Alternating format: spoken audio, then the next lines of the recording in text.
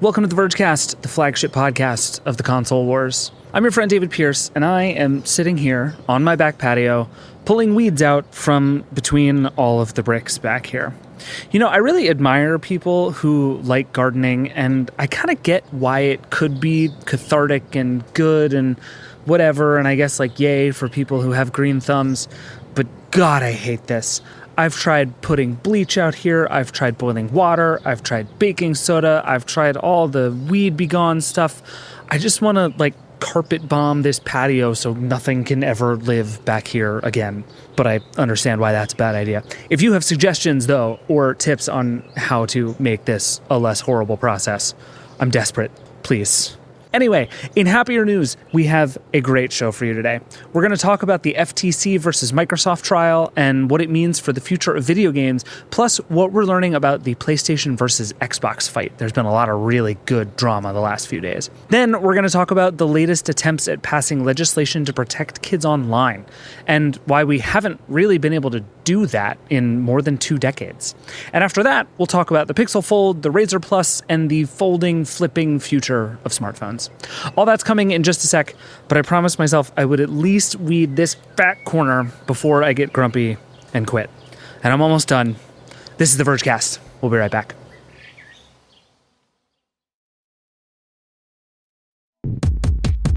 Welcome back. I did it. Back corner's done. Only most of the patio to go. But let's get to it. As of right now, as you're hearing this, we're on day 4 of a supposedly 5-day trial between Microsoft and the FTC, which will determine the future of Microsoft's $68.7 billion acquisition of Activision Blizzard. Microsoft only has a few weeks left to get this deal done or renegotiate it entirely. The UK has already decided to block the deal, and the last few days at this trial has basically been a parade of gaming executives dishing about the state of the industry. We've learned a ton from this trial, so we grabbed The Verge's Tom Warren to walk us through it and tell us what's coming next. Hi, Tom. Hello. Thank you for taking a break from the deep, deep chaos of the last several days to do this with us. I need a break. I need a beer and a holiday and just everything. Okay, so this trial is not over. Like we said at the top, there's more to come. Mm-hmm. But let's rewind a little bit, because obviously this Microsoft Activision Blizzard thing has been going on for a while. Coming into the trial, though, I don't want to start it all the way at the beginning, but I do want to go back 6 days ago. Right. Coming into the trial, what was your sense of sort of the leading theory about what might happen? Obviously, this deal has been litigated elsewhere, which we should get into. There have been lots of questions. There have been sort of pieces of evidence coming out for a long time. Was there kind of a running theory as to who was more likely to win this case coming in? Yeah, I think most people probably assume that the FTC will lose. But then most people assumed that the CMA, the Competition Markets Authority in the UK, would approve the deal, and they didn't. So, interesting. And I think in this case, from following it from January 2022 when they first announced it to now, is anything can happen. It's the main thing I've learned. Anything and everything, because it's such a big acquisition. It's Microsoft's biggest acquisition, and there's obviously regulators in the US want to crack down on big tech. So this is like a test case almost for it. And yeah, I think the feeling is still that the FTC could potentially lose the case, just because it's quite hard to win a preliminary injunction, because you have to prove that there's going to be immediate harm, or, that this is going to cause anti-competitive effects if Microsoft goes and closes the deal. The reason it's all kind of come about right now is because Microsoft has a cut-off date of July 18th for the terms of the deal with Activision. So there's a sense of a bit of rush there, and a sense of some behind-the-scenes sort of Microsoft perhaps saying to the CMA, we're going to close over you and maybe potentially separate the Xbox business in the UK, and the FTC hearing about that in press reports, panicking and filing the preliminary injunction. But I still feel like it's going to be difficult for them to win it, and on their sort of merits of what they're trying to argue. And I don't think I think from what we've heard as well, they're not necessarily making a good case. I think some of their arguments are really sound, but some of them just aren't. And it's those ones that aren't are the ones that the judges kind of feels like she's most interested in, like Call of Duty and stuff, because obviously that's been a running thing over the past sort of year or so as well. Yeah, so it seems to me, and I want to get into some of the specific things we found, because I think this case more than most has been full of really fascinating sort of small details. But it seems to me that the big story that this trial has turned into, and I guess it's kind of two stories, but it's also sort of one story, is basically PlayStation versus Xbox. And on one level, it's about the competition between those two things and their respective consoles. And then on the other level, it's about whether Nintendo is a real competitor to those two as well. So it's kind of who is winning this fight and then who is winning that larger fight, and is that larger fight the same as this fight? And this is where it gets messy. But like, why did this become PlayStation versus Xbox so quickly and so aggressively? Yeah, I mean, that's obviously emerged sort of with regulatory filings in the UK and some of the EU stuff that we've seen back and forth over the sort of past year as well, that Sony's obviously opposed the deal and has been very vocal about that in their filings. Which it would, right? Just people keep seeming surprised that Sony would be mad about Microsoft buying Activision, but like, of course it is, right? Yeah, you'd assume so, right? But I think, so the day one sort of, how it all went down on day one was there was this bombshell email from Sony PlayStation chief Jim Ryan, who apparently said a few days after the deal was announced by Microsoft that, you know, it's not an Xbox exclusivity play and that he doesn't have to worry about Call of Duty being exclusive, and that Microsoft's thinking bigger than that. And he basically said that in an email to a former Sony CEO who he's obviously friends with and has known for years, I think he was his previous boss and, you know, decades ago. But yeah, so you had that sort of impression that Jim Ryan knew all along that it wasn't about Xbox exclusivity, and that Sony was never really worried about that all along. So that's kind of where Microsoft's coming at it from. Sony's been moaning to regulators, all this sort of stuff. And then on day two, actually, we'll get back to the rest of day one, but on day two, we actually had another exchange around that email where it was brought up again. And then there was like dates where there was some email back and forth. And then basically Microsoft insinuating that Jim Ryan and Sony hadn't complained to regulators until after a specific email on August 26th of 2022. Now, that date is kind of important because before then, we hadn't heard about Sony being against the deal. There's obviously talk in the press and all that sort of stuff. But apparently, Phil Spencer, so the Xbox chief, sent a list of games that would be available on PlayStation to Jim Ryan. And it was not an impressive list of games. No, yeah, he wasn't impressed with the games because one of them is Overwatch, but Overwatch 2 wasn't on there. Even though Overwatch 2 hadn't technically come out at that time, but whatever. But the point was that they didn't include all the games that they would expect to be on there. So that triggered the alarm bells.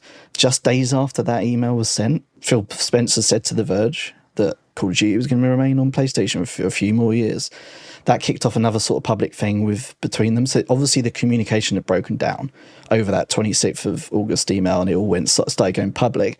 And what Microsoft's saying is, well, Sony didn't have a problem with this deal. We were sort of working out a deal between us for the 6 months or more, and then they just went rogue and went to regulators and started complaining and saying, yeah, Call of Duty is going to be exclusive, even though they knew all along it wouldn't be, and all this. So that's Microsoft's argument. So it has descended into this whole Sony versus Microsoft thing pretty much every day. And then the Nintendo Switch part is kind of interesting, also really annoying to hear every day.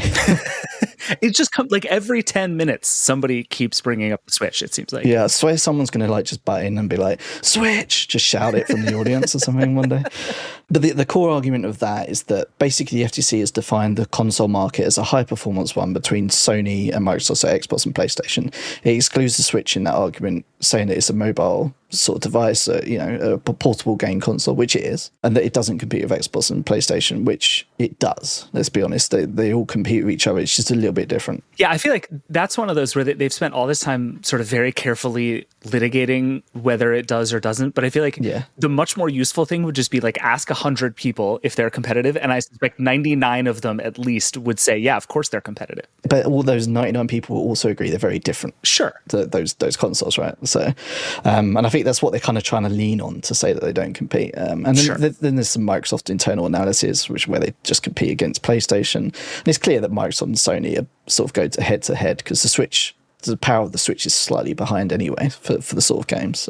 So that has been a running theme because the FTC has been adamant about proving that, because it is very key, because it defines the market, and it means whether Microsoft has nearly 50% of the market in the US, so they're not talking globally, or whether it has, it's in a distant third, according to Phil Spencer, globally. So it does matter. Like that is a key point, and it's why they keep hammering it every single time. You'll get through an hour of testimony and then it'll come up. And you get through another round and it'll come up. Like there's a constant back and forth throughout this case. I'm sure it'll come up again today because NVIDIA are there talking about cloud gaming. You've got Satya Nadella and Bobby Kotick. So there's definitely going to be some more stuff about the Switch in there. Yeah. But it seems like Microsoft's the Switch is so useful to Microsoft because it seems like the biggest thing Microsoft is trying to do here is play this like, woe is us. We're so tiny. The Xbox is a miserable failure. Everybody hates it. And we're buying this company in order to give ourselves just like a tiny little fighting chance in the gaming wars. And on the one hand, there are like numbers that support some of that narrative, but on the other hand, like, this is Microsoft. It is one of the largest, most successful companies on earth. Xbox has been around for a long time. They're spending $70 billion, which is not what you do with your like failing tiny little business.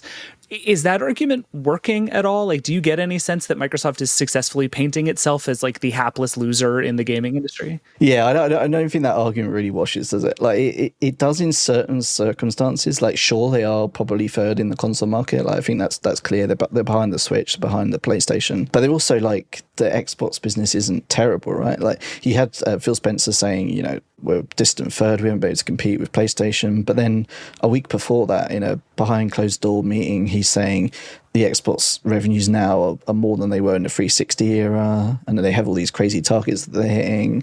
They're going for PC Game Pass growth, and it's like all the positives that investors want to hear. So where is the middle line, essentially? Right. Like, what's the reality of the situation? I think it's like the Xbox business is healthy, but Microsoft has way bigger targets for it internally. And in that respect, it's not competing with PlayStation. So what they've been trying to say, like Phil Spencer has obviously tried to target buying Zynga. They had some talks with them for mobile. They've also looked at Sega as well, potentially for mobile and console. But ultimately, they're saying that their strategy came around Activision Blizzard for mobile, for like Call of Duty mobile, and the sort of Candy Crush games that King makes. So they're trying to center it around that. That's our opportunity going forward. So they're trying to say that it's not really going to make a big difference in consoles, although it probably will, because they're going to have control of Call of Duty. And the FTC argues if they have control of Call of Duty, and Sony argues as well, that will they, you know, essentially make it worse on the PlayStation or make it less, you know, even putting it on Game Pass is going to make it more appealing for you to switch to Xbox, right? I think we can all agree that that's probably a thing. Like, you might think, do I want to pay $70 or should I get an Xbox? Like, you have to, as someone who likes Call of Duty, you might start thinking that way. And then they've had some economic analysis around that, but nothing that I would say is you could prove it away. You can use analysis models, financial models, all sorts of stuff to sort of guess stuff, but who knows really what's going to happen. Right. But the Call of Duty piece of this does seem important, because I think one of my questions coming into this was, why is this specific acquisition the one that's being litigated? And I think this question has come up over and over, right? Because there is this question of, we're arguing about game exclusives, and like everyone on all sides keeps reminding the judge in this case that every company has exclusives. Gaming exclusives are like foundational to how the gaming industry works. Sony has them, Nintendo has them, Microsoft has them. Like, this is just how business is done in the gaming industry. So it's like, okay, why are we mad at Microsoft for trying to get itself some exclusives? And that's complicated, and I think it's mostly just because the FTC's only move to be mad about it is when acquisitions like this happen. So it's just sort of picked its moment to have this bigger fight. But then it does seem like there is something potentially unique about Call of Duty, both as like an economic engine and also just like the place it holds in the gaming industry. Yeah. It's just so specifically important to this industry that it can actually make those changes in a way that other exclusives can't. Yeah, I think there's a couple of things. So Call of Duty is obviously massive, and it's also the fact that they deliver a version of Call of Duty pretty much every year. As a AAA game, that's kind of unheard of in the industry. I mean, you have like FIFA and Madden and stuff like that. But to be fair, it's basically the same game every year most of the time, exactly. But it is still a game. They change the crowd, you know. Right, exactly. Yeah, it's very iterative, isn't it? But Call of Duty has narrative-driven story content every year without fail, pretty much, and that is very different of a game to sort of other games, really, in such a way that they do it is where it's so popular as well. So it is different. I would totally agree there. But it's also the other aspect to all of this is Microsoft owning Call of Duty, is they're owning Activision they're only a big publisher, right? Like Microsoft is obviously a publisher, but they are a platform holder as well. They own Xbox. So if they own a lot of the content as well, and that's obviously what they're trying to build for Game Pass and cloud streaming eventually, is that the power shift sort of switches, and that whereas Sony's been buying up individual studios, not necessarily big publishers, Microsoft's obviously going after the publishers. Like Activision Blizzard is a giant one for them. Like if they have that, they own such a wide range of content that they can license that, they can do what they want with it, really. And it really enforces their content library. So Jim Ryan testified yesterday that he doesn't think cloud gaming will be a thing until like 2025, between 2025 and 2035. So he's not thinking it's going to be a thing for a while. But obviously Microsoft's thinking, well, they were, and now they claim they're not. But that Microsoft is thinking ahead to this cloud era.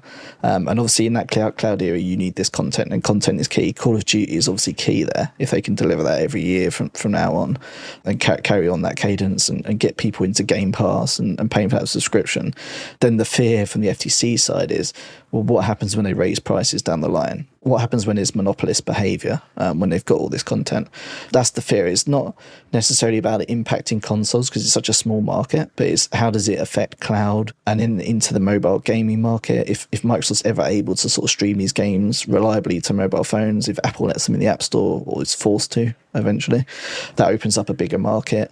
Microsoft's looking at building an Xbox game store as well for mobile. So that they obviously have big, broad ambitions for mobile and how that plays into the cloud and stuff. But they've spent a bunch of time during this trial playing those down, right? Like Phil Spencer and others have kind of come out and said, well, we had these big cloud plans. Now we're walking them back. Apple won't let us. Like, is that more of the sort of hapless loser strategy, or is there actually something there? Yeah, I mean, so there was some testimony from Sarah Bond on the first day where the FTC brought up that last year they were looking at a separate SKU, a dedicated version of xCloud, Xbox Cloud Gaming, which I think we all kind of assumed would happen. It's been interesting over the past year with xCloud. Microsoft kind of they announced a bunch of stuff. They were going to do this streaming device, Xbox Cloud Gaming on the TV, all of your content library in xCloud. And then since the regulators have kind of been involved with this deal, it's all gone quiet. Like that whole library that was supposed to be here by the end of the next year, at end of last year. We haven't heard anything about it. That streaming console was mysteriously cancelled, even though Microsoft was about to announce it. Like they were definitely ready to announce it. Yeah, we saw it like sitting behind Phil Spencer in a video, right? Like it was real. It was there. You could argue they've had a strategy shift because that's what Sarah Bond argues, that they looked at the pricing for it and the usage, and they thought, okay, we can't introduce this now, which is probably fair. I mean, let's be honest, no one really uses cloud. Microsoft says they think most people just use it to try games before they download them, which is probably true. That's likely true. But at the same time, are they just pausing work on this stuff until regulators are out of the question, and then they can spin it all up again? And at the same time, you've obviously got Sony, who hasn't really built a cloud network for PS5, but now they're saying, oh, we were building it and testing it now, and we're going to bring it to our subscriptions for our subscribers at some point. And they're also creating a handheld that only plays PS5 games that are streamed over Wi-Fi and presumably over this cloud service that they're building now. So like, there's obviously, they're both putting in sort of a lot of work leading to this cloud sort of war, even though everyone's played cloud and they think it sucks now, but it's not going to forever be like that, right? So streaming videos on the internet in the early days was terrible until YouTube came along, pretty upended everything. So even as Microsoft is saying cloud is the future, we think the console market is small and the cloud market is huge, and this is the thing, this is how we get to mobile, all this stuff. They're also saying out the other side of their mouth, the console market is small and we're not doing anything else. Why are you so worried about it? Right? Like that's the regulatory story, while they're saying to investors, there's this bigger thing on the horizon. Yeah, they're saying like the console market is stagnant essentially, and they can't compete in it because obviously Sony's got a bunch of exclusives. They don't, so they need to buy out that content for that. But the bigger argument is that they're doing it for mobile. And then if you believe that argument, then they're a really small player in mobile right now. So who cares?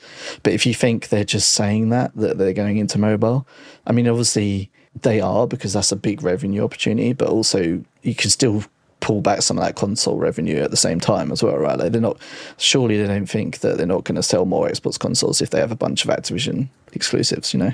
And if they don't have to compete with Sony having a marketing agreement for Call of Duty, like they do until 2025. So it's always in the middle, right? These arguments. So, but I feel like they're definitely still gearing up for that cloud gaming thing. That's not something that they've just suddenly given up on. They've probably slowed it down a bit. The reasons behind that, you can take it of one of two ways. Was it regulator pressure? Or was it, strategy, or was it a mix of both? Probably a mix of both, arguably. But yeah, they're not going to take the pedal off of that cloud work, that's for sure. Yeah, no, that makes a lot of sense. I want to talk about Pete Hines, who I think was one of the most interesting pieces of testimony from this whole week. He's like a publishing executive at Bethesda, is that right? Yeah. Which is a big Microsoft publisher. Like this is the last one that they could have done this for before this one. He said a few things that I thought were really interesting. One was he just shredded the Redfall game to bits, like over and over and over again. He's like, some people might call it a AAA, but I don't know. Yeah, and then he was like, oh yeah, basically this game sucked, so don't hold it against us. Sorry, everybody. But the other thing he said that I thought was really interesting was talking about, then he also said that the Indiana Jones game is going to be an Xbox and PC exclusive, which seems like a bad look for Microsoft trying to prove its point, because that's presumably going to be a big game that a lot of people care about, right? Definitely. But then he also just talked about kind of how Bethesda came to be a Microsoft company, which I thought was really interesting. And that was when a lot of this kind of debate about how Sony handles third parties and what Sony is doing with its exclusive stuff came up. Like, what did we learn from his testimony on that front? Yeah, I think we learned that Pete Hines was a bit uncomfortable having to do Xbox exclusives initially. Although on the stand he wasn't. In the emails and stuff, it paints a picture of him being like, I think a lot of it is when you get acquired by a big company and you go, they try and integrate you in. Microsoft hasn't really necessarily integrated Bethesda in fully yet. So there's that like us and them mentality still, because they're still very run separately and stuff. So I think some of it was like, well, hang on, Microsoft's promised Sony that they're going to keep Call of Duty on PlayStation. This was like an email, and he's like, but that runs opposite to what they said to us. We were going to make Redfall and Starfield exclusive, because they obviously came in. We know because one of the Redfall developers said that they yanked the PS5 version of the game, and obviously we know from this testimony that it was also possibly going to be a timed or some sort of exclusivity for PS5 for Starfield. So obviously Microsoft's come in and said, no, you ain't doing PlayStation. It's Xbox now. So I think we learned that he was not necessarily comfortable with that. And the FTC brought up some YouTube interview, I think it was with GameSpot, when they said that they, Starfield was going to be Xbox exclusive, and how he was apologizing to PS5 players about it, which is like, ooh, at the time it was ooh. But when you read all the emails, it kind of like makes sense. It's that uneasiness of doing exclusives. But then at the same time, when he was on the stand, he then defended exclusives, which was, what Microsoft would expect him to do, right? For Indiana Jones, for example, that was obviously, they had a contract with Disney for it to be on multiple consoles. And then obviously Microsoft acquired Bethesda. Then that changed and it became Xbox and PC. And he defended it saying, essentially it makes it more streamlined for us to develop this game for, which is true, Sure. You don't have to worry about multiple consoles, all that sort of stuff. That is true. And he defended it in that sort of way. And he said something to the effect of like, we wouldn't be shipping Starfield, however many weeks it is, 8 weeks or whatever it is, if we were also on PlayStation, insinuating that, having those multiple platforms slows down the game development, which obviously is true as well. So it's obviously he's slightly changed his mind from the emails, but I think some of those emails were just frustration, right, at having to explain this stuff to players and gamers. For sure. But I do think if I'm the FTC lawyers, that's one piece of it where you're like, yes, we got one, because the case they're trying to make here essentially is that Microsoft can say all the right things for as long as it wants until the acquisition closes, and then it can just change its mind about how all of this works. And there's really nothing to prevent it from making all of those changes. Like Phil Spencer, literally raised his hand and was like, we will keep Call of Duty on the PlayStation 5. And it's like the number 5 is doing a lot of work in that sentence. But also they can say this stuff all they want, but there's very little to prevent them from making this change other than if there is sort of an economic benefit to it. And what the Bethesda example seems to prove is that maybe even if there are things that outweigh that economic benefit. So if I'm the FTC, it's like, look, they've done this before. This is the worst case scenario, the thing we're trying to avoid. And I think that's like Microsoft obviously happy for the conversation to be all about Call of Duty, because they can have Phil Spencer stand there on oath and say, I swear, I'll put my hand up, this is going to be on PlayStation, you don't have to worry about it. But as soon as it veers into like all of Activision games, then it starts to get murky, right? Because they obviously want to pick and choose which ones, like they did with Bethesda, which ones to make exclusive, and then which ones to say, okay, yeah, we have to have that on the PlayStation, because in their best interests for revenue, right? Like they're not going to pull a game, like they're not going to pull Call of Duty from PlayStation, are they, when there's tons of revenue opportunity there? It's like capitalist suicide to not sell to Call of Duty to most people. Yeah, it would be a terrible idea. But over the years, when they try and sort of sway people towards Game Pass with those incentives, and they have all the market, they're not going to give Sony a marketing deal for Call of Duty, are they? In those commercials you see at the end of like football games and stuff like that, it's going to be all Xbox now. So that will eventually push people over, I think, is the FTC's argument as well. Let's come back to the cloud and mobile thing really fast, because that seems to be, as we kind of look out to the next few years of where this would go, that seems to be kind of the big open question, right? It's like is Nintendo a real competitor is the sort of right now question, but like how big is cloud and how much is Xbox going to matter on mobile in the next like 10 years is kind of the unknown thing everybody's trying to figure out. And NVIDIA ended up playing a surprisingly big role in this in a way that I really didn't know any of the history of. How did it come to be that NVIDIA ended up on the stand here at all? Yeah, so NVIDIA was on the stand briefly yesterday, but they've been referenced a bunch throughout the day. So essentially, when they first did GeForce Now, their cloud gaming streaming service, they had a beta of it, and it had a bunch of Activision games on it, including Call of Duty. And they had some sort of weird agreement with Blizzard around those games, apparently, and that they were there on beta. And then Activision were like, "Now we're going to pull it." So they pulled those games off of there, and that was their stance, because they obviously were happy to play around with it and be part of this new thing, because it was emerging there. Obviously cloud is still very nascent, but they were obviously happy to be there early on. But then they were like, hang on a minute, we can make some money here, we should lock this up. Like, it reminds me of like the early days of Netflix, when Netflix was like, we want to stream stuff on the internet, and all the studios were like, whatever, okay, here you go, give us $10, we'll call it a day. And then everybody's like, oh, this is actually successful and might be a thing. Like, hold on, let's have a new conversation. It feels like that's what happened here too. Exactly, yeah. So they were involved obviously there, and then you had Matt Booty, the Xbox Game Studios chief, who had recommended, once they acquired Bethesda, to pull their games off of GeForce Now, and that they'd already pulled their own ones, the Microsoft's first-party Xbox ones, not to compete with xCloud. It was the quote. So obviously they don't want those games on there because they compete with their own streaming service, and that was the strategy back in, I think that was 2021, that email. And then obviously you come to this year, when regulatory pressure, particularly the CMA, have obviously blocked it over cloud concerns, this deal. And the EU was sort of hinting at cloud concerns as well. Microsoft went out and done a bunch of deals with cloud gaming companies like Boosteroid and NVIDIA. So basically offer them their own Xbox PC games on the service, and if the deal closes, Call of Duty and other Activision titles. So they've obviously played a key role, because they were opposed to the deal initially when the FTC and the CMA and all that were talking to NVIDIA. They were like, yeah, we don't want this deal, because obviously they've had their games pulled off the service. But then Microsoft swooped in and was like, here's a deal. And then they were like, we love you, Microsoft. Please, whatever we said before to the FTC, it is irrelevant. Right. So obviously the FTC is trying to say that, Microsoft has got this deal. But interestingly, the FTC kind of calls these deals like irrelevant, and the terms of them aren't very good. We don't really know the terms. Obviously, we haven't got the deal sort of document in front of us. So it's interesting to see that. But they have argued in a roundabout way that the deals obviously mean people still have to have a Windows license, like the actual companies have to have a Windows Server license to serve these games.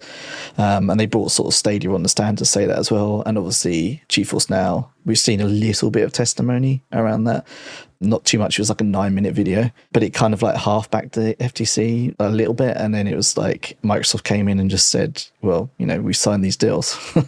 And they're like, yeah, it's great. It solves our problems, literally. So it's like they've had an interesting role to play for sure, but based on the fact that their games were blocked initially by big publishers. Okay, so we have one more day of real testimony, including, like you said, Satya Nadella and Bobby Kotick, and then we have closing arguments on Thursday. Any sort of big things you're expecting, big like unknown open questions left for the next day or so of this?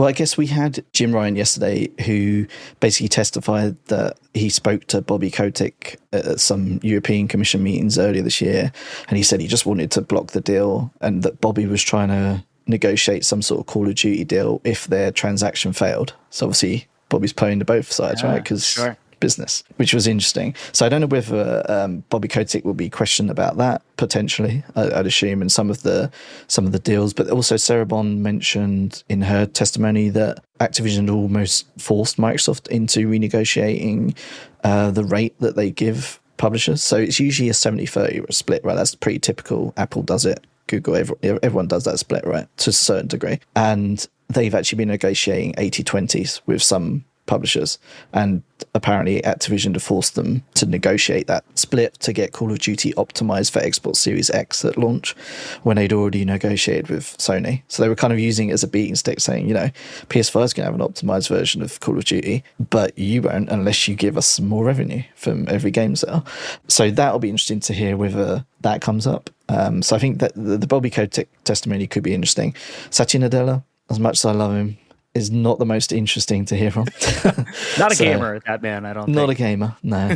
So I'm not sure. I'm not entirely sure how his testimony is going to go, but I mean, he's obviously, he's very intelligent and he speaks very well, and he's very aware of the, I mean, he might not be a gamer, but he's very aware of the gaming market. So I think we're going to get some interesting insights into exactly why he is willing to give the company, or the Xbox division, his biggest ever acquisition, when apparently they're third place in consoles and struggling and all that sort of stuff. So I think we'll get some sort of colour around that. But yeah, today is obviously the big day with the big CEOs, but I think we have had the other big days with the fact the Phil Spencer testimony and the Jim Ryan testimony. Those Jim Ryan's was quite kind of small, but Phil's was quite large and quite a lot of stuff covered in that. So it's particularly his feelings about Sony's, evil competition, all that sort of stuff. So I feel like we'll recap on some of that sort of stuff, and yeah, it could be an interesting day, but I think the biggest testimony we've already had, I think, personally. Makes sense. All right, well, you got to go get ready for that, and we need to take a break, but thank you, Tom. As always, good luck. I hope this doesn't end at midnight for you. We're all rooting for you. I know I'm going to be crying if it does. All right. Thanks, bud. Soon.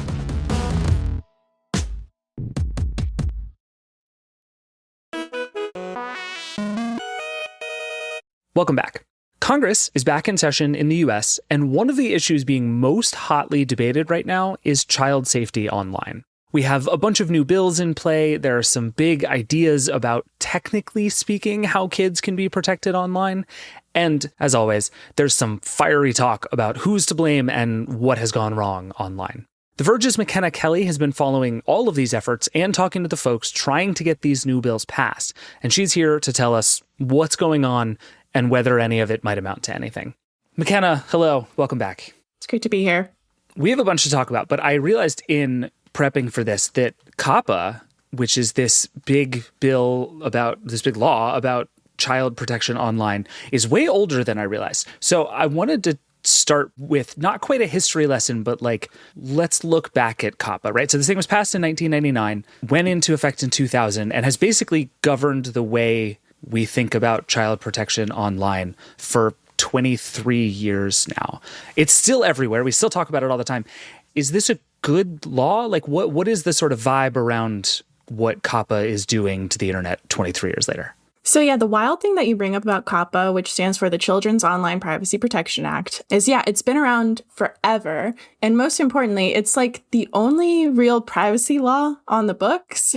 We talk about, having some kind of nationwide privacy framework, all of that. COPPA is pretty much what we got, other than, some minor things here and there, and then maybe some stronger things at the state level. I don't know if you remember, this is what I say when I try and explain it.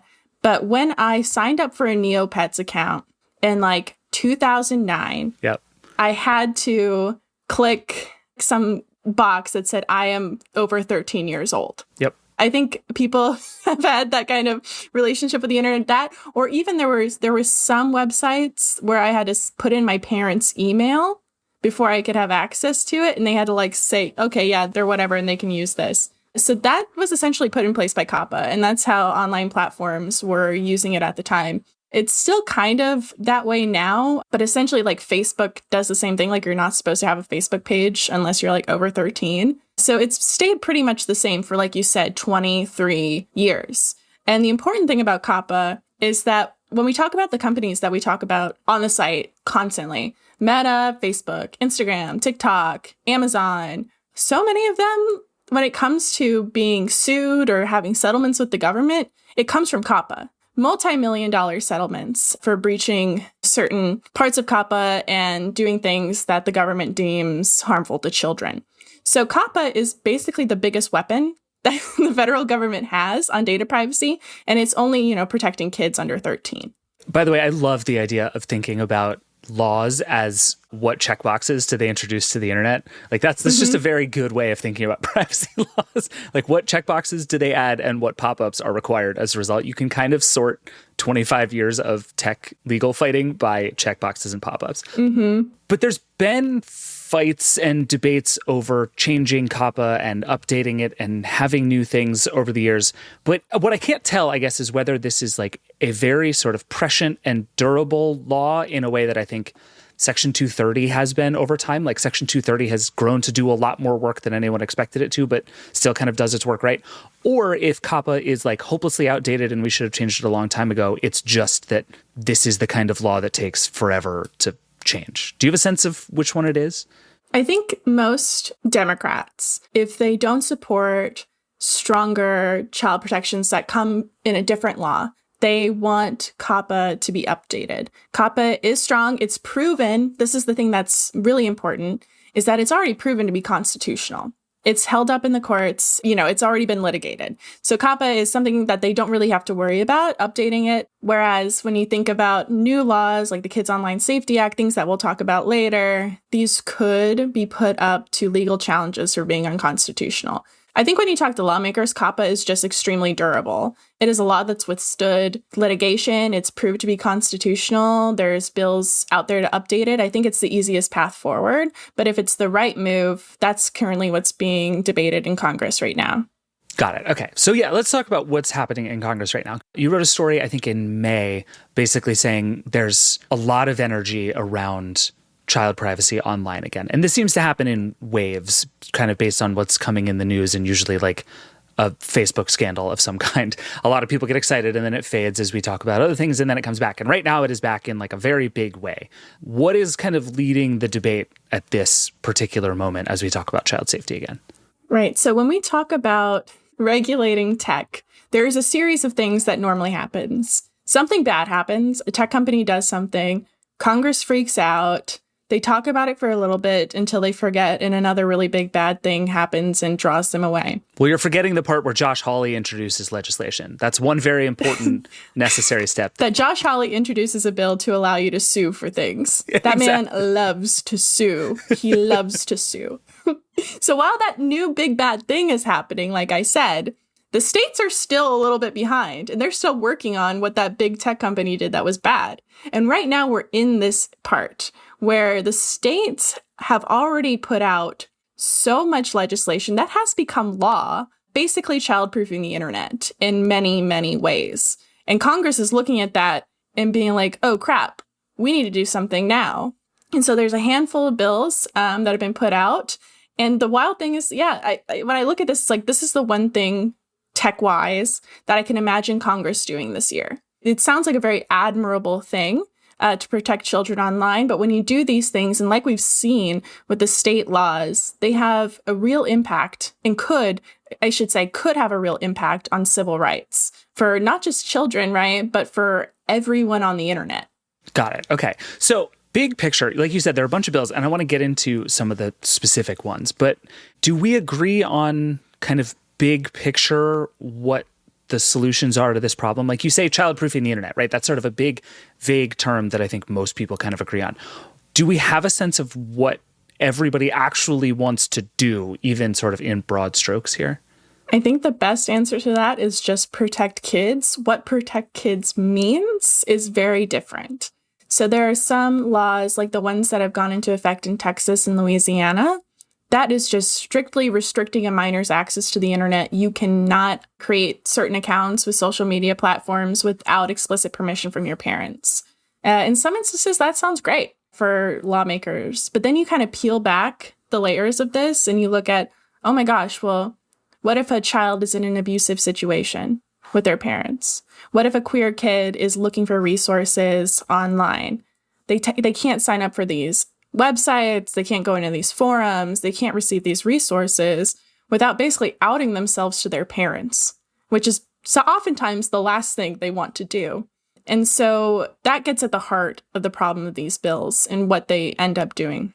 When we talk about what is the solution, it's a handful of different things that people have proposed. And there's a handful of issues. So the one thing is just like making sure kids aren't accessing really bad content and they can't see it. We've heard a lot about disordered eating content, basically, pro-Anna stuff. Anyone who's on Tumblr in the 2010s has seen this, like pro-Anna content, and having social media platforms over-moderate that. And that might sound great at face. Like, I don't want to see pro-Anna content. That can be triggering to a lot of people. But then it's like, oh, how does a tech platform actually moderate that? They might just be going ahead and removing all content related to eating disorders, stuff that is actually like resources, like we said, or people posting TikToks being like, this is how I overcame this eating disorder. And it could encourage platforms to over-moderate in a way that could be challenged as being unconstitutional and violating the First Amendment. Yeah, and then it does seem like we've been in this place for a long time where those are the trade-offs. And that seems to be, at least from my perspective, what has held this up over and over and over again, is it's like, okay, this stuff is, like you said, sort of admirable. And in the positive case, everybody kind of agrees this is what we should do, right? Like we should have better controls for what kids see. Parents should have more, but then it's like there's just edge case after edge case after edge case after edge case. And it seems like that has bogged all of this down. But you've been talking to people about this new run of bills. You talked to Ed Markey, I know, and a couple of other folks, I think. And I'm guessing after, or at least I'm hoping after all of these other tries to do this, and we've been back and forth through all of this, that maybe we have found some new strategies and nuances that we can figure out here. Like, walk me through kind of what you've heard from these folks this time around. So Senator Ed Markey is a senator from Massachusetts, and he was the original author of COPPA, the bill that we've been talking about that has been used, hundreds of times. He, for the last couple of years, has been putting out something called COPPA 2.0. I spoke to him a couple of weeks ago about that and what that bill exactly does. COPPA 2.0, it says very specifically that companies must get consent before collecting data about users aged 13 to 16, bans targeted ads to children and teens, which are inherently manipulative, and it actually creates an online eraser button. So kids and parents can tell companies to delete the data they've collected about child users. It ultimately then creates a digital privacy bill of rights for children and teens in our country. Sounds great. It does. Compared to a lot of what's being proposed in Congress. And I think when you look at Markey's bill, it is one of the bills that makes fewer changes, that would do fewer things. When we look at other bills with the potential to be passed, there's the Kids Online Safety Act that was introduced. That's a bipartisan bill introduced by Senator Marsha Blackburn and Senator Richard Blumenthal. That does a wide variety of things. It touches on the moderation stuff that we talked about before, which the bill could encourage platforms to over-moderate content that the bill decides could be harmful for kids. Then there's another bill that Senator Brian Schatz put out called the Protecting Kids Online Act. And that starts something that has spooked a lot of people, which is like a nationwide pilot program on age verification. Ah, yes. So making accounts online, you would have to basically show your ID to show that you are above a certain age. And that has spooked a lot of people. What could go wrong? Right. Basically just uploading your ID to platforms that who knows where that data could go. So that would be a pilot program. The Markey bill does not do age verification. It basically follows through on like a lot of what the initial COPPA does, which is if content looks like it should be for a kid, you just, abide by COPPA from that. It's more of like an assumption rather than a confirmation.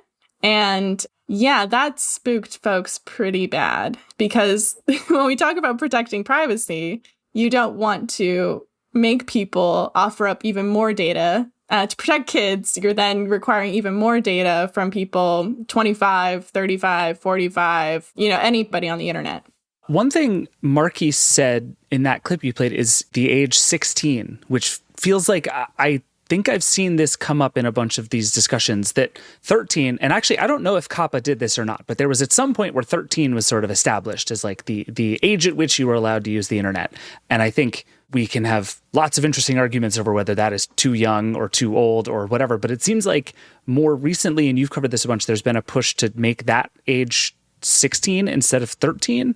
Is that Markey? Is that somebody else? Like, what's going on here? So the Markey bill moves it up to 16. I think with the Frances Haugen revelations about how Instagram and Facebook has inflicted, actual real harm on kids, that's kind of had senators and lawmakers thinking about, oh my gosh, well, you have a ton of kids online with unfettered access to the internet, seeing things that could be really damaging.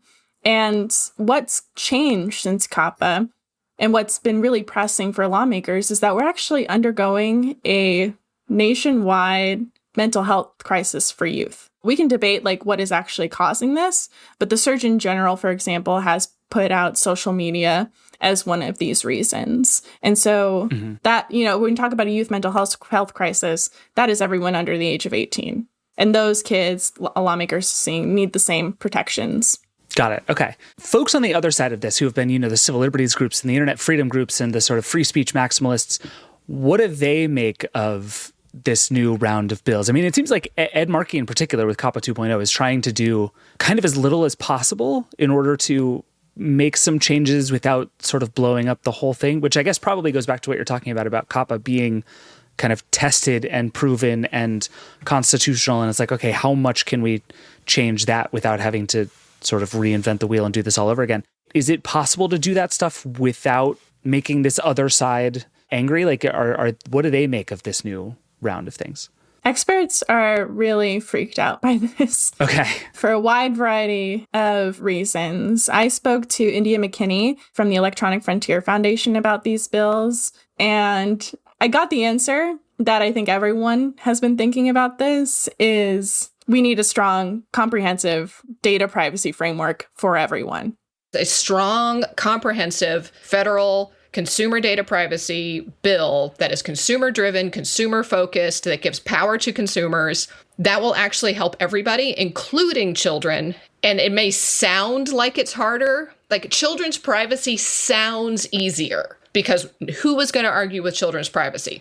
But as soon as you introduce this new additional component of determining who is a child, that ups the difficulty level. You don't have to do that. You could just go back to doing privacy for everyone, and a rising tide lifts all boats. Okay, I have two thoughts on this, and I'm curious what you think. One, this makes me think we're still in this phase of it's just impossible to suit everybody. That if you say the sort of buzzwords like comprehensive privacy framework, everyone's like, oh, cool, good idea. And then as soon as you drill one level further down, it all falls apart because everything is trade-offs and nobody agrees. It also makes me think that the one thing India gets wrong there is that the only bipartisan thing in Congress in tech for years, and I don't know if this is still true, I'm curious what you think, but you could say children need to be protected online and everyone in Congress would agree with you. There's like no other sentence in America that you can say that everyone in Congress agrees with, but on that one, everybody agreed. And it seems to me that's why there's been energy to do this, because it is an actually functional bipartisan thing, and it's small enough and narrow enough that you can maybe possibly do something about it. Whereas if you say privacy online for everybody, like that becomes the size of the universe and everything explodes. What do you think? Like, am I thinking about this the wrong way, or is she kind of maybe not giving it as much credit as it needs? Yeah, when you talk to people, who are digital rights advocates, they want to shoot for the moon. They want what they see as the best solution. Now, if that solution is actually viable, that's the real question. Actually, when I was talking to Markey, I asked him specifically, I said, well, why COPPA 2.0? Why not a comprehensive data privacy framework? And he basically said that it's so much more difficult and he doesn't imagine it happening anytime soon. The better target for now is to, yes, worry about people who are 25, 35, 45, 55, et cetera, but know that the politics of getting that done are much more difficult, in my opinion, in this environment than protecting kids 16 and under, because that's always been a special category that has been singled out in the courts, in political life for special protections while young people's brains develop. So we want a comprehensive bill, but my position is the least that we can do this year is to protect teenagers and children from the pernicious strategies of the big tech companies. I think that's the same sentiment from a lot of Democrats as well, especially because President Biden, the White House, has made it a priority to do something on this front. In the past 2 State of the Union addresses, Biden has explicitly called for child protections. We must finally hold social media companies accountable for experimenting they're doing running children for profit. It's time to pass bipartisan legislation. They see this as, like you were saying, something that Republicans and Democrats can get behind and as something they can maybe do before Biden's term is over. So given all that, what do you think is the most likely outcome this year? We're about to head into a campaign season, so I think like prognosticating basically anything after like 6 months from now, I think is sort of crazy. But like you said, there is real energy to do this right now, and there's a possibility of doing something this year. Do you think we're likely to see one of these bills pass? Or are we likely to see sort of an amalgam of them come together? What's your sense? Right. When we see lawmakers introduce these bills, they are not going to be the same as they were introduced if they were to be voted on the floor at any, that's just what happens. A lot of bills being introduced is a senator putting out their position publicly in language that they can then edit and work with other people to get it done. When we see bills with a lot of energy behind them, Markey's is not being talked about as much, which is why I wanted to talk to him specifically. It's the Kids Online Safety Act, the one that has all these moderation requirements, that has a lot of people supporting it. It's bipartisan in nature. It looks fairly viable. But the funny thing about this is that Blackburn and Blumenthal have been having all of these press conferences with parents and kids who support this bill and support something being done. But at the same time, you have all of these civil liberties groups being like, this is too far. This could have drastic consequences for everyone on the internet. And over the last couple months, KOSA has been edited a bit to dampen down these concerns, to make certain language changes that would better protect everyone and kids. I imagine that is still ongoing. So when I look at the timeline for this year, we are currently in June. I don't know if listeners know, but Congress doesn't really follow the Schoolhouse Rock framework where things go through committee, they go to the floor, and everyone's so happy and they vote on it. That doesn't really happen anymore. Bills get attached to certain must-pass vehicles. So there's like a defense authorization that basically authorizes all of the money that we give to the Defense Department and the military every year. People love to stick things on that because they have to pass that. Otherwise, the military doesn't get funded. And then there's also another option when it comes to appropriating money to make sure all federal employees get paid, that all the federal agencies get paid. And that's normally done in the fall. So I imagine that if they want to get this done and they want to get it done before the end of the year, the best solution would be to spend the next couple working periods editing down KOSA, maybe implementing some COPPA 2.0 language, whatever that happens to be, and then attaching it to some kind of appropriations bill in the fall. That gets included in, all that stuff, and that's how it gets passed. The final language won't be clear until it gets dropped in the fall. But I do imagine if they want to get this done, and if this is a priority for Biden, if this is something he wants to run on, it's a kitchen table issue. We have seen Biden focus on kitchen table issues. I'm sure listeners know the Ticketmaster stuff that happened about junk fees recently. Biden is looking at these issues that people see every day, and they get pissed about every day. And they want that to be front of mind to Democratic voters and all voters, technically. So I see if this is a priority, it'll get done around that time frame. So the real question here is, how do we get Taylor Swift really riled up about children's privacy online? Because that's how we get this done. Organize the Swifties. Yeah. Oh my goodness. They can do anything they want. And that's kind of the funny thing too, because Taylor Swift actually got Congress upset enough to do something about Ticketmaster, like talked about a bunch of legislation and basically asked the FTC or in the DOJ to investigate Ticketmaster for an antitrust case, to break it up. There's a lot of action there after Taylor Swift said some stuff. I don't know who would be the major figure here. The only person coming to mind is, I'm imagining like Blippi getting really upset about this, sure. Perhaps. Or Bluey. Maybe there's a Bluey episode where Bluey's like, kids need to be protected. I don't know. I haven't seen Bluey. I just know kids love it. That was a perfect Bluey impression. That's all I'll tell you. So, okay. So the last thing, and then I'll let you go here, is I wonder how we're coming to think about this even like structurally. Because I think part of the question is there a middle ground between these questions about, encryption and free speech and privacy and protection, which feels like that's also the debate about privacy frameworks for everybody. It's a question of like, does one side or the other win, or is there a middle ground? And then there's the question of like, who is responsible for this? And I think one of the things that's been interesting to me about this round of bills is that some are still out there saying the companies that run these platforms ought to be responsible, and the way that we hold them responsible is by punishing them. And then there are other people out there saying, we need an age verification system that works across the whole internet, and that's its own thing, but that's different from saying like YouTube's job is to fix this, right?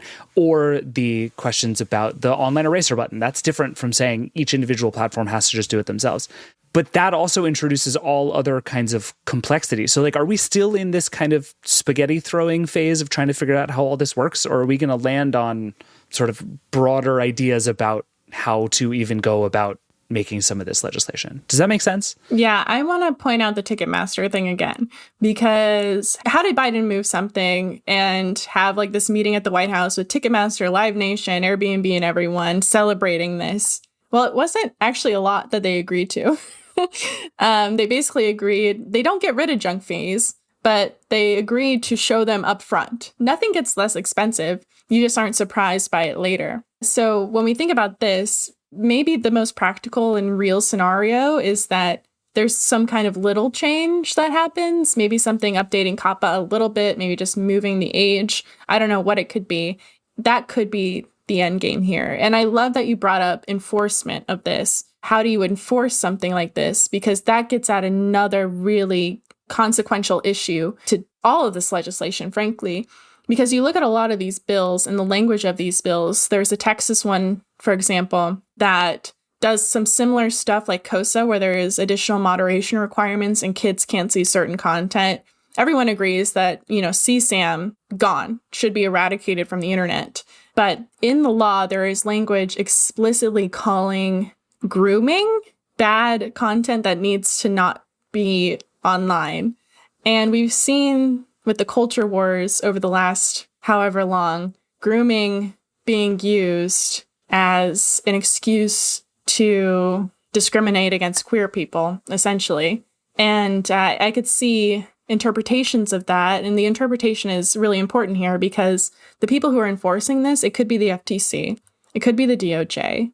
But most of these bills allow state attorney generals to enforce this. So imagine a red state like Texas getting a law that has something about grooming and going after Facebook, Instagram, whoever, for just having queer people on their platforms, or maybe saying that kids cannot see this content. It just gets into all of these conversations when we look at like drag queen story hours, all of this stuff. Those culture war elements that we see played out, book banning, all of this. This is a way to bring all of that to the internet and for it to be enforced by red states. And that's what spooked people a lot. All right, well, Congress is back in session. This is all moving really fast. I suspect we're going to have more to talk about on this front very soon. But for now, we need to take a break, and then we are going to get into the Google Pixel Fold review and finally decide once and for all whether flippable or foldable phones, or neither, or both, or whatever, are the future. We'll be right back.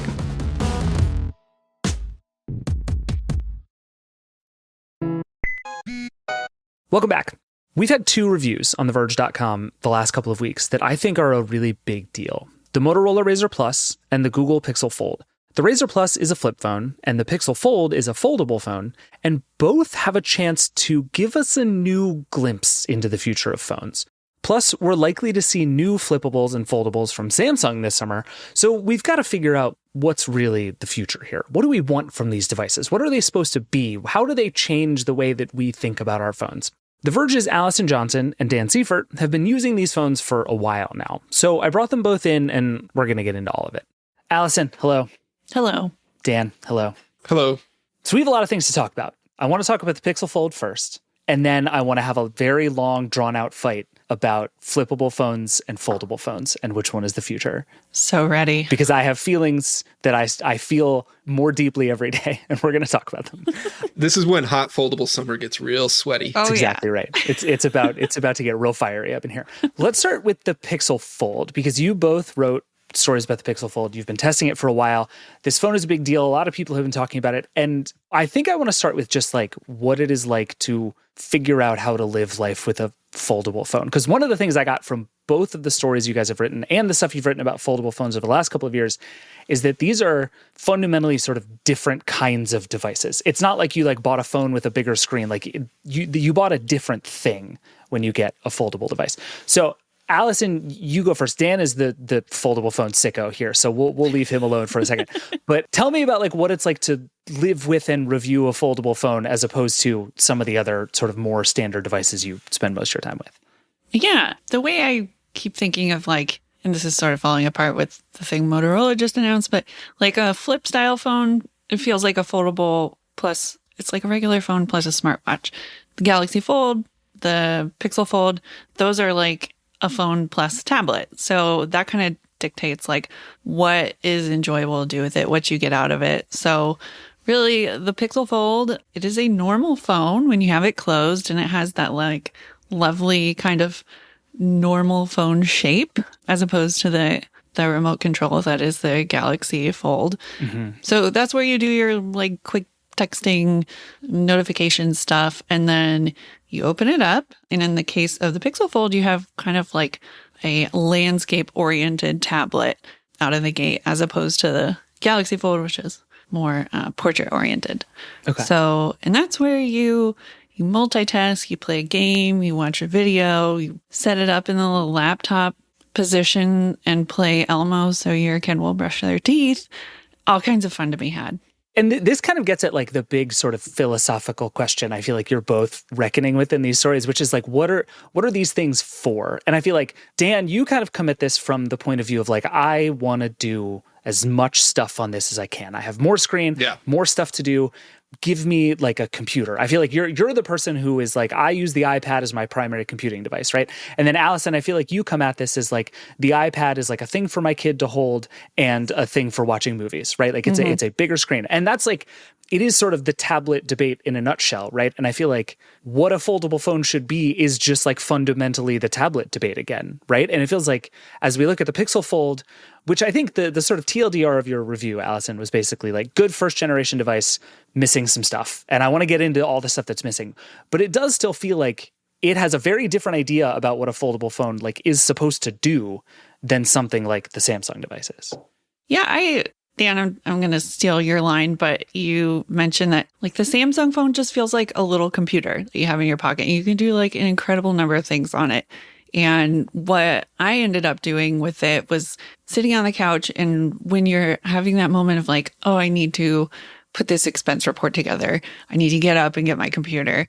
You're like, no, I don't have to. I can run 4 apps on this thing and keep sitting here and do that. And the kind of person who wants to do that is a Samsung foldable person.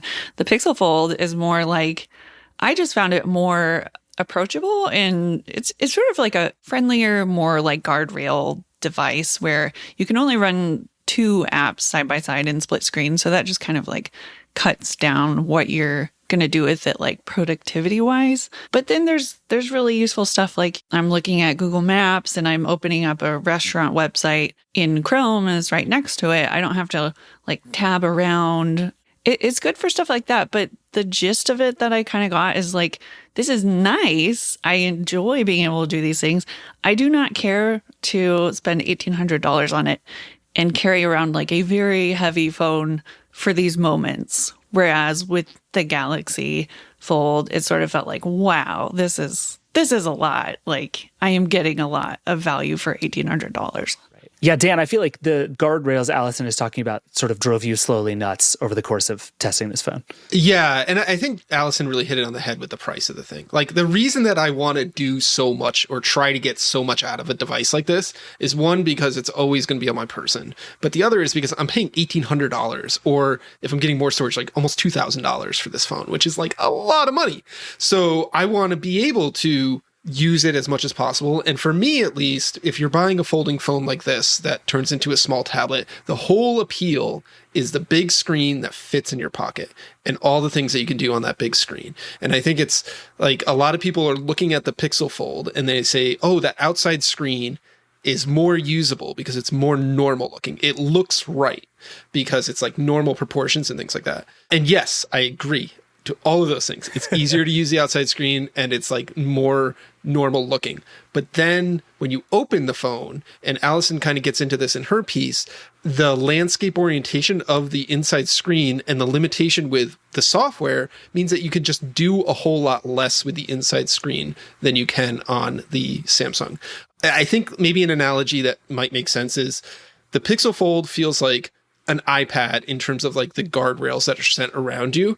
And like, obviously Apple is like kind of changing this on its high-end iPads, but if you buy a base model iPad, you're pretty limited with your multitasking abilities. You're limited with what you can do and things like that. It's a big screen for watching things. Like, that's what the base iPad is. Yeah, it's a big screen for watching things. And the Pixel Fold is really great at big screen for watching things. If you want to watch video on it, you want to play games on it, I think Allison pointed out both of those things as really excellent use cases. The Z Fold is like a PC in like every single way that can be. It means it's like super powerful. You can run 4 apps at the same time. You can be in your banking app and pop open a calculator on top of it and run calculations without ever leaving your banking app. And you can do all these things, and you can split the screen multiple ways, and then you can save that setup. So you can always jump back to that setup quickly. And then you take out the S Pen and you can doodle things, and like the list goes on and on and on. You can literally plug it into an external screen and run a whole desktop environment off of it, turn it into a PC. And I think Allison is like very correct in saying that like the approachability of that is way lower than the approachability of the Pixel phone, where it's like, oh, I've got a thing that's twice the size of the screen that's on the outside, and now I can run 2 apps side by side, and I can watch a video on this bigger screen. And so like introducing people to this concept, I think the Pixel Fold, to Allison's point, does a really good job of that. But it just like, once you get there and once you figure it out, it doesn't take long to be like, oh, I wanted to do something else, or, oh, I could like make more use of this than it's letting me do. And that's the same problem that like everyone's had with the iPad for forever, is like, I want to do more with this and the software's not letting me. Well, and it's $1,800. Like, it's not to just $1,800, keep putting a fine point on this, but like, I would be very into the idea of like, let's have sort of a sliding scale of power of these devices. And like the iPad is actually a good example, right? You can get the souped up ultra bonkers 12.9 inch iPad Pro, and it will cost you $1 million. And you essentially know what you're getting, right? Like you get the iPad Pro, you get the Magic Keyboard, you get the Apple Pencil, and it costs as much as a car. And that, but like, you know what you're getting. And then on the flip side, you can spend $329 and get an iPad. And I feel like Samsung is doing the iPad Pro thing and Google is doing the iPad base model thing, but Google forgot to make it cheaper. And I just feel like that to me is where the kind of value prop here falls apart, is Google is like, here's less phone for the same money. And I have a hard time with that. Right. Yeah. And something else that just kind of bothers me is the durability is just a question mark. It's IPX8 rated, so it's like waterproof to like full water immersion, which is really good. But it is a first-gen product. You know, repairs, you can't just waltz into any repair shop on the street. Not that that's a great idea anyway. But yeah, there's more of a process. There's more cost involved. I have a little tiny scratch on the screen protector inside my review unit. And I didn't baby it, but I didn't like put it, you know, next to my car keys with the screen unfolded. What does that look like after a year of using it? It's when you come back to like, keep coming back to $1,800, you're like, well, that doesn't seem great. Yeah, so the Pixel Fold, I would say so like Samsung has had 4 tries at this, right? We think the next one is coming in August, or in July or August, sometime this summer. Mm-hmm. Where on that history would you put the Pixel Fold? Because it seems to be clearly better than the first Galaxy Fold, which was a mess, hardware-wise. Oh, totally. Is it like the Z Fold, the Fold 2, the Fold 3, the Fold 4? Like, where would we put the Pixel Fold? I would put it at 2.5 or 3. Like there's like it's a much better first generation start than Samsung had for very obvious reasons. It doesn't instantly break as soon as you start using it. It doesn't instantly break. You don't look at it wrong and it like, the screen explodes. But Samsung fixed that pretty quickly. By the Z Fold 2, which was the next generation, the screen hinge was made much better. They started introducing some things to mitigate dust and water resistance and things like that. Google's already starting at that point. So they have the same, as Allison mentioned, the IPX8 rating as Samsung, which means you can get it wet. You can even submerge it, which is kind of fascinating for a phone that folds with moving parts and everything. And it has that level of water resistance. And the hinge is very smooth. It's strong enough to hold the phone open, like Allison mentioned, in like a laptop mode if you want to prop it up to watch a video or something like that, which Samsung didn't have on its first generation things. So it's clear that Google has been paying attention to what Samsung was doing and learning from it. And that's great. Love to see it. There are areas, though, even in the hardware. I mean, we talked a lot about the software experience, but even in the hardware experience where Samsung is just kind of ahead just because it's had so many years to iterate on this idea. One of them is the screens. Samsung's screens are brighter. Like, they're just brighter. I don't know what else to put it. And it feels like the Google screens are a generation or two behind, because if you look at Samsung's history, the Z Fold 3 to the Z Fold 4, the big change was they made the screens brighter. So it's like, oh, this feels like the Z Fold 3 screens. Is Google just buying parts from Samsung from a year ago? Is that basically what's happening here? I mean, it could be. The Pixel Fold's been in development for a long time. We've been reporting rumors on this for like 2 years. Yeah. I mean, these things take forever. And so it could be that like the panels that they secured were at the Z Fold 3 generation level or whatever. Or maybe Samsung is just kind of like hoarding the good stuff for itself, which would not surprise anybody, right? The other thing, and Allison made quite a few points about this in her review, the Pixel Fold is heavier than the Z Fold. And on paper, it doesn't sound like a lot. It's 20 grams. But in use, you notice it. And you notice it every time you pick up the phone or put it in your pocket or put it in your bag or whatever. Older Z Fold phones were heavier. Samsung made them lighter over time. I believe the Z Fold 5 specs have now leaked, and it looks like it's going to be 10 grams lighter than the Z Fold 4. So like Samsung's been doing these like very small iterative chipping away at these problems and making it a better overall experience that Google just hasn't been able to catch up with because it is its first generation. And I think Google will get there. And if they start off this far ahead, like at 2.5 generations or 3 generations in, and in a year or two, if they stick at it, they can very well keep up or surpass Samsung, because Samsung's been moving very slow with the iteration on the Fold devices. So that's kind of where I'm placing it. It's a couple generations behind where it is. It's still a very strong start. Okay. Allison, let's talk about the weight thing, because that was the thing in your review, I think, of all of the imperfections of the Pixel Fold, that was the thing that bummed me out the most. Because what you said was it was so heavy that you found yourself not wanting to use it in one hand. And so you end up sort of sitting down and opening the screen. And to me, the thing that has been compelling all along about the Pixel Fold is it has a usable outside screen. Not like the TV remote, like the Fold is, like we were talking about. Mm-hmm. But it almost sounds like you found yourself not wanting to use that much better outside screen just because of the actual physical size of the thing, which to me sort of kills the whole appeal. Was it as bad as it sounds? Yeah, I don't want to make too much of it. It's like it'll bother people on different levels, I think. Maybe I'm more sensitive to a heavy phone, but I just found myself again and again, like you have it in one hand sitting on the couch, and the way it just kind of weighs down on your pinky finger, I was like, I don't like this. I have to keep moving my hand. There's definitely that thing where you find yourself sort of stretching your hand every couple of minutes. You get the divot in between your knuckles. Yeah. You're like, is that a little divot there from using this phone too much? And it feels more balanced, like you're distributing the weight more when you open it up. So I ended up doing that more in instances where I didn't really need the big screen. Yeah, I think I would like a phone I could use more comfortably, with the screen folded. And I feel like I'm asking for a lot. Like, I don't want to, be like, oh, a phone that folds in half, it's too heavy. And like, this is an accomplishment, and it's a wonderful device to use in a lot of ways. For me personally, for $1,800, I don't want to feel like my phone is too heavy when I'm using it for 5 or 10 minutes at a time. Well, and I think this comes back to, like, Dan, what you're talking about with this sort of philosophy of it all, right? Because I think the way you think about it would be that the goal is to kind of get to the inside screen as much as possible because that's why you bought this thing. That's what it's for. Did the size of kind of holding the thing bother you in the same way? Or are you just like, whatever, just let me open up the thing. Who cares? It absolutely did. I think there's like a couple of factors with it. One, the weight, which I noticed right away. Two, just kind of like, if you look at the really nitty gritty design differences, the Pixel Fold folds flat closed, which is really awesome. There's no gap between the halves, which Samsung hasn't done yet. We expect the Z Fold 5 will, based on the leaks so far. But for now, the Z Fold 4 has a little gap. It's also thicker when it's closed. The Pixel Fold is nice and thin when it's closed. But like the bottom bevel or edge of the Pixel Fold is not smooth and flat. And that kind of like hurts the comfort when you're holding it on your pinky and things like that. The weight is noticeably different. The other difference is the Pixel Fold has this like kind of noticeable bezel around the screen. So its footprint is larger, which means that it's more that you have to like deal with and wrangle in your hands, especially when it's open. That's mostly noticeable when it's open.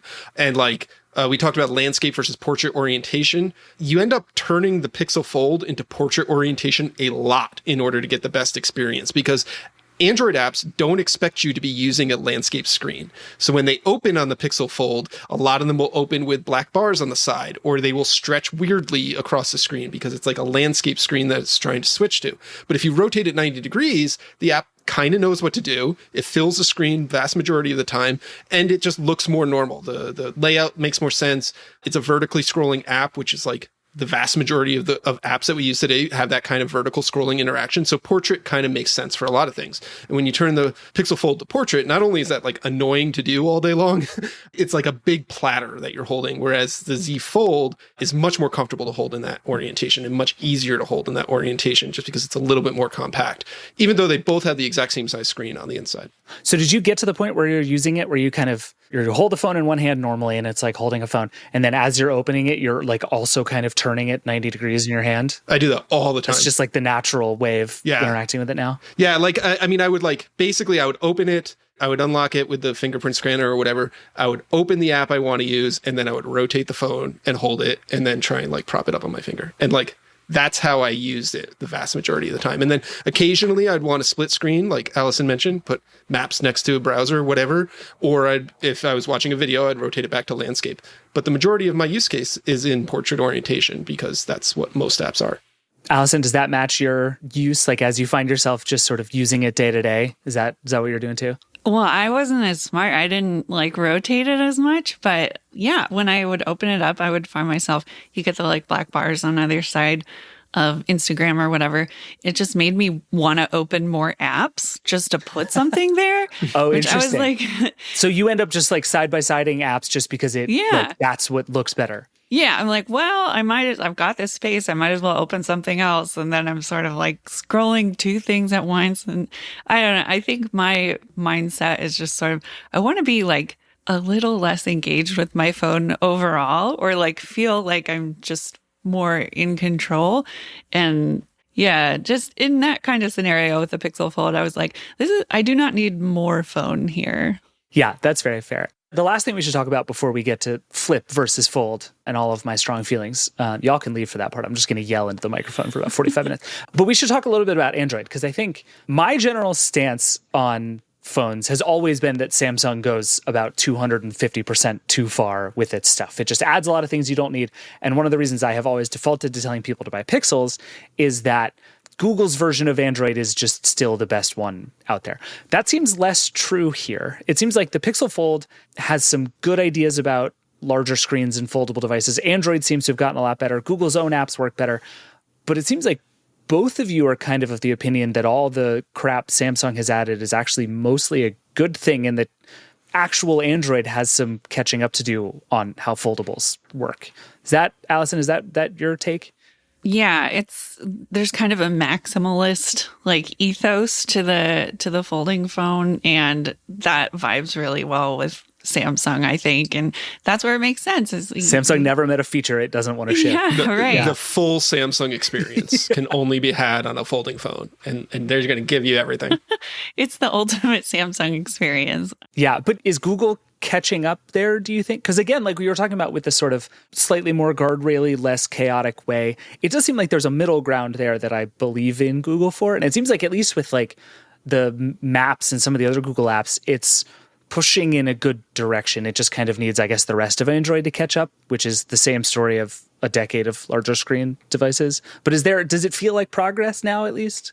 It does, yeah. And there's a lot. Yeah, the work they put into optimizing a lot of the Google apps for the folding phone is really good. I mean, I opened up Google Meet, which we all love, and you fold the phone and the content just kind of flows into the right place in your meeting. Like, that is great. I think what they're approaching is a folding device that a lot of people can come to and pick up and feel like welcome. And I think I'm going to really like that in a few generations when maybe it's less expensive and doesn't weigh as much as a brick. Yeah, that is very fair. Dan, you, even more than Allison, seem to appreciate the full Samsung. In this context, yes. And like, I don't appreciate experiencing the full Samsung all the time. And when I say the full Samsung, I mean like you are running the 3 apps and then you put the pop-up app up and then you pull out your, like, I don't recommend people do that. And then Bixby shows up and is like, do you want help with your phone? It's good times, yeah. What I appreciate is the ability to do that if I so wanted. If I don't want to go the full Samsung, maybe I want the half Samsung or like the 3/4 Samsung for whatever job I need to do.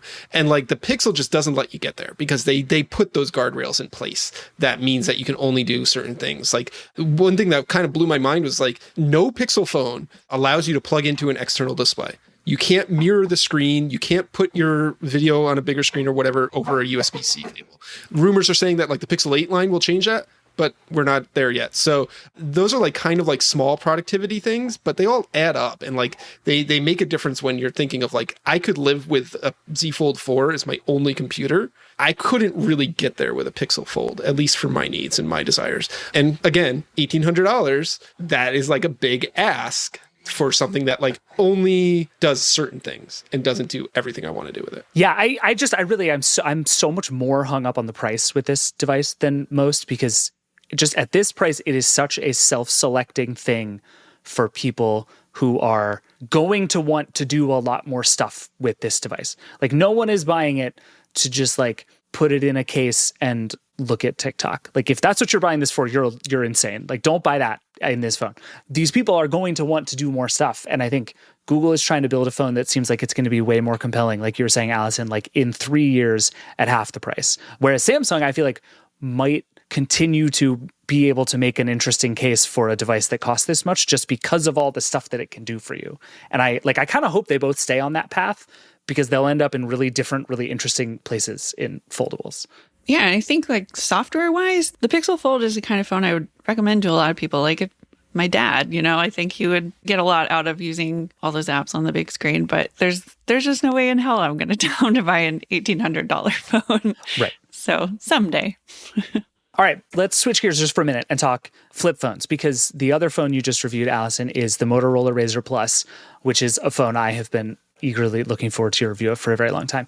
And it seems like it's great. It's like the perfect flip phone does not exist yet, but we're getting much closer very quickly. The price is good. The phone is good. It seems like the Razr Plus is like, it's a good thing, right?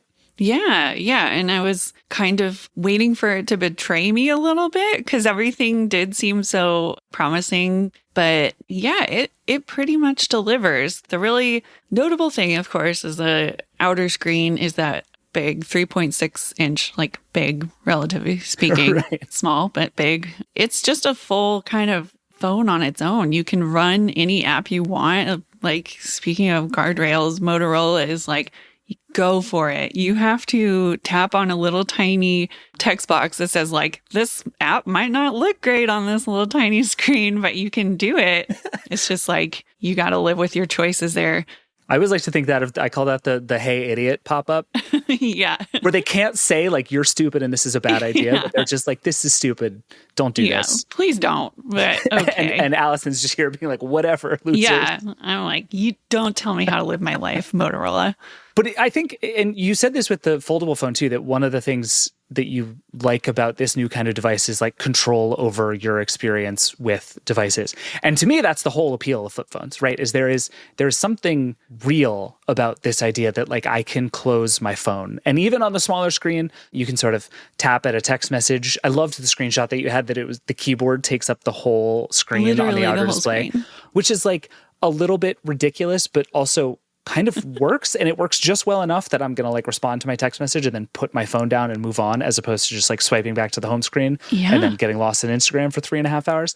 But it does feel like, I think running full apps on your outer screen is insane, and no one should be allowed to do that, and you should be thrown in prison for doing that. But the idea of having this sort of not quite phone, like you said, it's a smartwatch on the outside and a smartphone on the inside.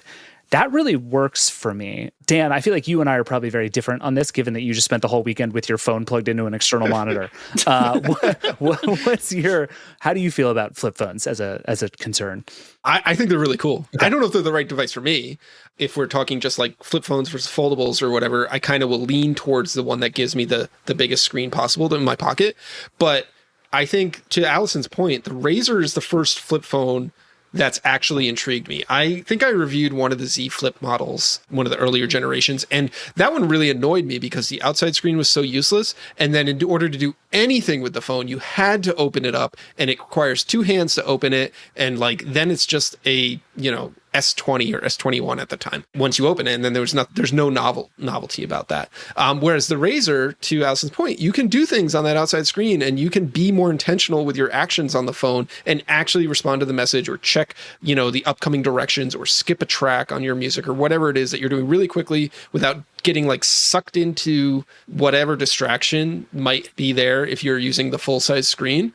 All the time, I end up picking my phone with a specific reason, like I need to like add something to our shopping list or look up the price of something or whatever, and I pick it up and I get distracted by a notification, and then like 5 minutes later I'm like standing there like not remembering what I wanted to do on my phone. I feel like that's less likely to happen if you have to be so intentional to open up the phone, but you can still, have a useful device that's like the level of a smartwatch in capability on the outside. And I think that the Razr is really interesting on that front.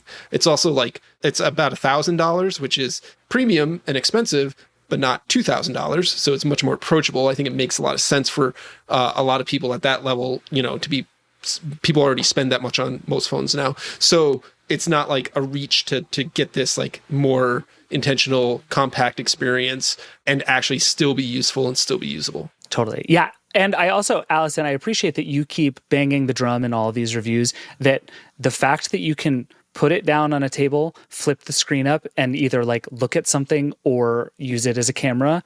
And this is true of foldables and flippables, but the thing where it's like halfway its own kickstand is awesome. And it sounds so stupid and so small, especially for a device that expensive, but it's great. And I love it.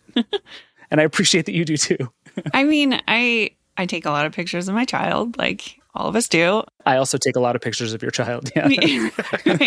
I mean, he's pretty cute. So no, you can prop it up like that and you can stay engaged in what's going on. Like it's not going to work in every situation, but it's just nice to have the option. You're like, oh, I don't have to be like glued to having my phone in front of me. I can set it here, play with stickers, whatever we're doing. And yeah, it's just nice. It does seem like the big holdup for both the flip phones and the foldable phones is durability, both in terms of like real sort of measurable things like the IP ratings and the scratchiness of the internal screens, but also just the sort of feeling that you get using them. And we're all used to carrying slabs of glass in our pocket, but there is something about these devices. They have the crease. You feel something using the hinges. Like Allison, you talked about that last little push to kind of go from like 160 degrees to 180 degrees open, and it feels bad. It's like, I wonder if it's just going to take a while, both for us and for the technology, to get to the point where like, I don't have to treat this thing like it is a very fragile object. Yeah. Something that people are always asking me about when they see a foldable for the first time, like, oh, so you can open it with one hand? I'm like, no. That actually feels terrible. Like, I think it will take some adjustment, like just even in our mindset of like what we expect to be able to do with them and what they're actually capable, like up for right now. I think as the price comes down, that becomes easier to manage as well. I mean, again, $1,800 phone, in 6 months, you don't want to have the hinge breaking or the screen breaking or whatever. I think that all of the companies can do a lot better with support, not only just like giving you places to go and options if your folding device breaks, but making them in a way that it is easier to repair them when, the inevitable happens. Because we've had Samsung's foldables for about 4 years now, but there were lots of reports in the early generations of like the screens just randomly cracking or, failing and things like that. You can look back to lots of user reports about those things. And I think Samsung has slowly been addressing those as the generations moved on, but that requires buying a new $1,800 phone every time. So it's like, it is how iteration works and improvement works, but we're not there where it's just like, you can just carelessly, or not carelessly, but like, not worry about it as much. It is something that you think about. Like when I go to the beach this summer, probably won't be bringing my foldable phone to read something on the beach because I'm terrified of getting a grain of sand in there still after 4 years. So like there's definitely lots of progress that needs to happen on that front,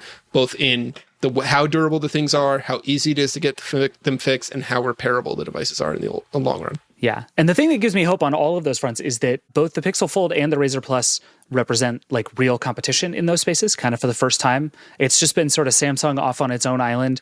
There are a bunch of Chinese manufacturers doing really interesting work, but especially in the US, it's just basically been Samsung and nobody. And now it feels like there is at least a good alternative in both foldables and flippables, and I'm very excited about that fact.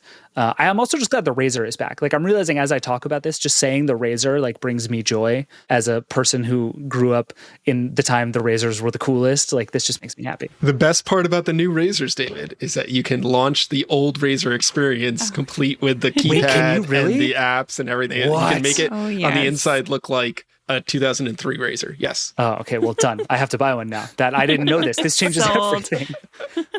All right. Well, we need to wrap this up. But before we do, there are three of us. So we get to decide right now, majority rules once and for all.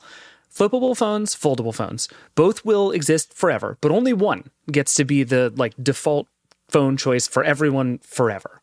Which one is it? Allison, you go first. Flip. Dan? I got to go with foldable. 2-1 flip phones win. I love it. I knew I was losing this one.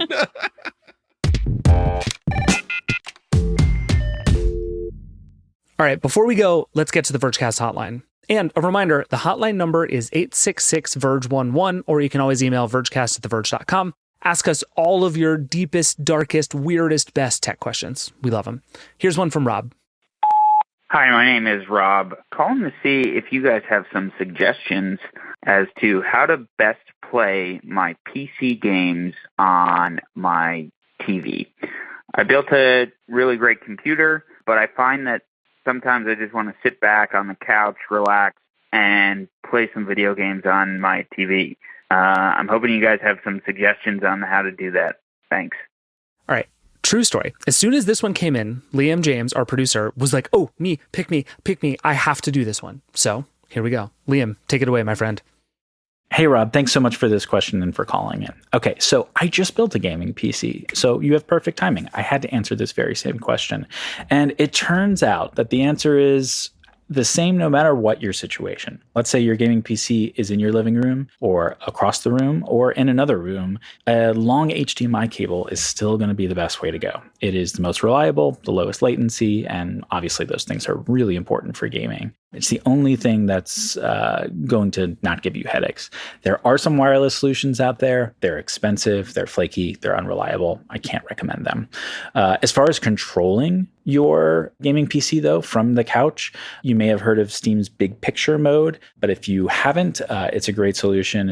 Especially if you're buying games in Steam, it just lets you navigate your library and pull up games and start them and move around without needing a mouse and a keyboard. Okay, hope that helps. Good stuff. All right, that is it for the Vergecast today. Thanks to everyone who came on the show, and thank you, as always, for listening. There's lots more from everything we talked about, especially the Microsoft and FTC trial. There's a ton going on. Keep up with our story stream at theverge.com. We'll put links to everything in the show notes, but, go to the website. It's a good website. I'm a fan. If you have thoughts, questions, feelings, or really just please, dear God, a way to fix my patio, you can always email us at vergecast@theverge.com or call the hotline, 866-VERGE11. We love hearing from you. We want all your questions. It's so fun. This show is produced by Andrew Marino and Liam James. Brooke Minters is our editorial director of audio. The Vergecast is a Verge production and part of the Vox Media Podcast Network. Nilay, Alex, and I will be back on Friday to talk more about Microsoft versus FTC. We're going to talk about what's going on at Reddit. We're going to talk about the Mac Pro. We're going to talk about all kinds of stuff. We'll see you then. Rock and roll.